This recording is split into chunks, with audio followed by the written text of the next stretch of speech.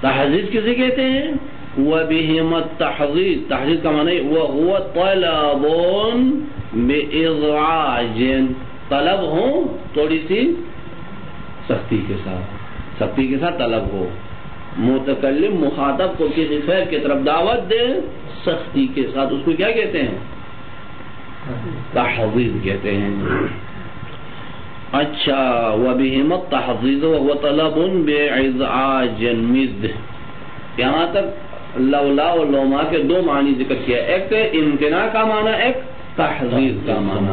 جب یہ امتناع کیا معنی میں استعمال ہوں گے تو اس کے بعد جملہ اسمیہ آتا ہے، لولا اور لوما کے بعد کیا آئے گا؟ جملہ یہ اسمیہ، مبتدا آتا ہے تو وہ جملہ اسمیہ آگے دیگر، اگر تحزیز کے لیے ہو تو ان کے بعد فعل آتا ہے۔ وَحَلَّ مِثْلُهُمَا فِي إِفَادَةِ التَّحْزِيزِ، حلّہ بھی ان دونوں کی طرح ہے، معنی تحزیز افادہ کرنے میں، معنی تحزیز دینے میں کیا ہے؟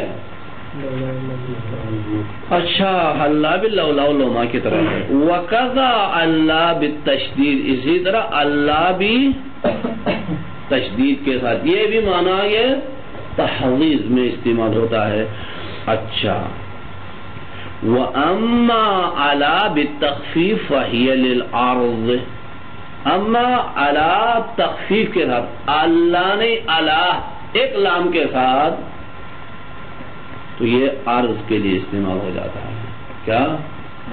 عرض، عرض کیا ہے؟ ادھر بھی طلب فعل ہوتا لیکن نرمی کے ساتھ، میٹھا بن کر، حلوہ بن کر طلب کرتا کوئی کام۔ ٹھیک، فَهِيَ لِلْعَرْضِ كَمَا قَالَ فِي شَرْحِ الْكَافِيَّةِ، جیسے کہ مصنف نے یہ مطلب شرح کافیہ میں کہا کہ اعلیٰ تحزیز کے عرض کے لیے استعمال ہوتا ہے، عرض کا معنی دیتا ہے۔ وَهِيَ مِثْلُ مَا تَقَدَّمَ فِي مَا ذَكَرَهُ بِقَوْلِهِ، اچھا یہ بھی ما تقدم کی طرح ہے، وہی مثل ما تقدم جو پہلے گزر گئے ان کی طرح ہے، کس چیز میں؟ فی ما ذکر، اس کیا ہے احکام میں جو مصنف ذکر کرتا ہے، کیا ذکر کرتا، کون سے احکام ذکر کرتا ہے کہ ان احکام میں یہ اعلیٰ بھی پہلے والے ان حروف کی طرح ہے، وہ کون سے احکام ہے؟ یہ ہے وَأَوْلِيَنْحَ الْفِعْلَ وُجُوبًا، اچھا ان کے پیچھے لانا فعل، لولا لوما اللہ، اللہ جب یہ تحزیز کے معنی میں آ جائیں گے تو ان کے پیچھے فعل لانا، اچھا فعل لانے میں الا بھی ان کی طرح ہے، اس الا کے پیچھے بھی کیا آئے گا؟ فعل آئے گا۔ اچھا، نحو لولا انزل علینا الملائکہ، ٹھیک، اچھا کیوں ہمارے اوپر ملائکہ نازل نہیں کیے گئے ہیں؟ تحزیز ہے نا، نازل کرنے کی طرف کیا ہے؟ دعوت ہے، طلب کرتے ہو، ہمارے اوپر کیوں ملائکہ نازل نہیں کیے گئے ہیں؟ اچھا، لو ما تاتینا بالملائکہ، یہ لو ما کے لیے، لو ما تاتینا، کیوں ہمارے اوپر ملائکہ نازل نہیں ہوتے ہیں؟ اچھا، بس یہ جب تحزیز کے معنی میں استعمال ہوں گے تو ان کے پیچھے فاعل، اچھا وقد یلیہا اسم، لیکن ظاہر ان کے پیچھے اسم بھی آتا ہے، تحزیز کے معنی میں استعمال ہوتا ہی ہے، اس کے باوجود بھی اسم آتا ہے، فیجب ان یکون بفعل مضمر علقا، تو ضروری ہے پھر کیا کریں گے اس صورت میں جب اسم آ جائے ان کے بعد، ان 6 حروف کے بعد اگر اسم آ گیا تو اس اسم کو مربوط کر دیں گے کسی فعل تقدیری کے ساتھ، یعنی کہو کہ یہ مبتدا ہے بعد والا خبر بن جائے گا، نہ بلکہ کیا یہ اسم بھی مربوط ہے کسی فعل کے ساتھ، کسی فعل کے لیے کیا بنے گا؟ یہ فاعل بن جائے گا، تو بس پھر ان کے پیچھے فعل آیا یا اسم آیا؟ فعل آیا، ٹھیک ہے، یعنی ان کے پیچھے فعل آنا ضروری واجب ہے. کہیں اگر اسم نظر آ گیا تو یہ اسم بھی فعل کے بعد ہے، گویا کہ ایک فعل تقدیر میں ہے، اس کے لیے فاعل بنتا ہے، معمول بنتا ہے. ہاں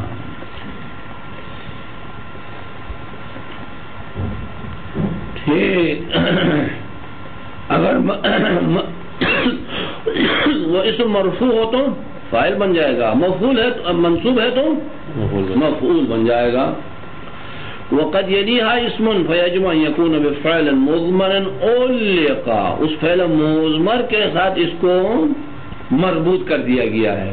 علق یعنی تعلق دیا گیا اس فعل تقدیری کے ساتھ. نحو فحلا بکرا تلاعبها، فحلا بکرا تلاعبها. یہ دیکھیں یہ بکرن حلا کے بعد آ گیا اسم، یہ اسم ہے لیکن یہ فعل محذوف کے لیے مفعول ہے. اچھا یہ حدیث کا حصہ ہے، اہل سنت کے کوئی حدیث ہے کہ پیغمبر اسلام کسی صحابی کے بارے میں آ گیا، پیغمبر نے کہا کیا شادی کیا ہے؟ تو نہیں، شادی نہیں کیا. شادی کر لو. اچھا گیا پھر آ گیا، کہا ہاں شادی کیا ہے؟ کہا ہاں شادی کیا.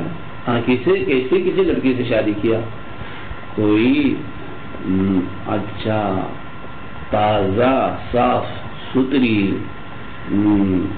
اچھا جسے مکھی بھی نہ دیکھے ایسی کسی سے شادی کیا ہے. یہ میرے اپنا الفاظ ہے نا، پیغمبر کے نہیں ہے. اچھا کسی لڑکی سے شادی کیا، کسی بکر سے شادی کیا یا کسی سیب. سیب یعنی دست دوم، سیکنڈ ہینڈ. ہاں سیکنڈ ہینڈ کہتے ہیں نا، دست دوم فارسی میں، اردو میں سیکنڈ ہینڈ کہتے ہیں. انگلش اچھا عربی میں مستعمل. سیکنڈ ہینڈ چیزوں کو کہتے ہیں مستعمل چیزیں. فارسی میں دستے دوم. کس سے شادی کیا؟ بکر سے یا سیب سے؟ کہا یا رسول اللہ کسی سیب سے شادی کیا، کسی بیوہ سے شادی کیا. فحلا بکرن تلاعبها، کیوں کسی بکر سے آپ نے ازدواج نہیں کیا؟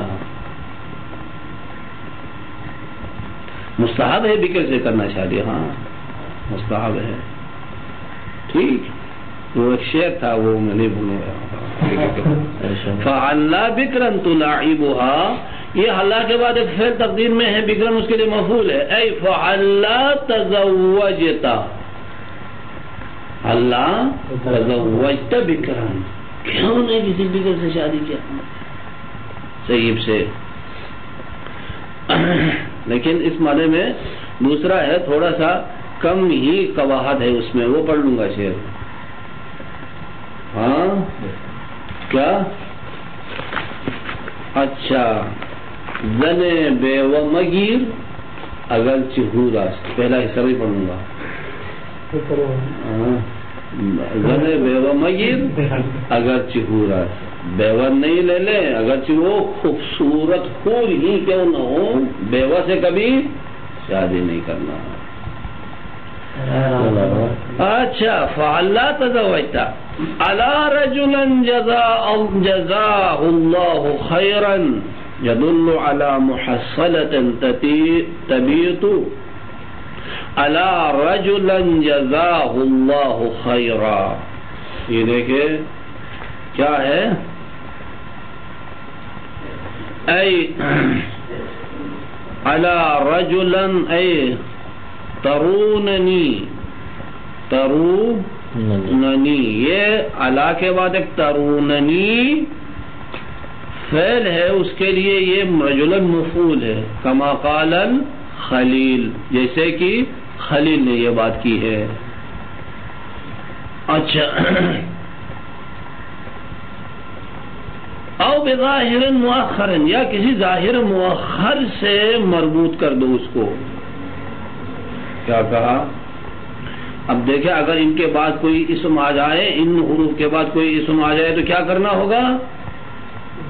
بفعل مضمر علقا، فعل تقدیری کے ساتھ مربوط کر دیں گے اس اسم کو، او بظاہر مؤخر، یا ایک فعل ظاہر جو بعد میں آیا ہے اس کے ساتھ مربوط کر دیں گے۔ ولولا اذ سمعتموہ قلتم، اچھا اب دیکھیں لولا کے بعد کیا آ گیا ہے؟ اذ آ گیا، اذ اسم ہے، لولا کے بعد اسم آ گیا، تو اس کو مربوط کر دیں گے کس کے ساتھ؟ قلتم کے ساتھ، اس کے لیے مفعول بن جائے گا، لولا اذ سمعتموہم قلتم۔ کافی ہے یہاں تک، الحمدللہ یہ حصہ ختم، جہاں تک پہلے پڑھتے تھے وہاں تک ہم پہنچ گئے۔ ٹھیک، اب یہ اخبار بالذی سے آگے باب تصریف تک بھی پڑھ لیتے ہیں مدارس میں، جزء کورس ہے یہ بھی، لیکن یہ بھی پڑھ لیتے ہیں، مسئلہ نہیں، ہاں انشاءاللہ کل سے۔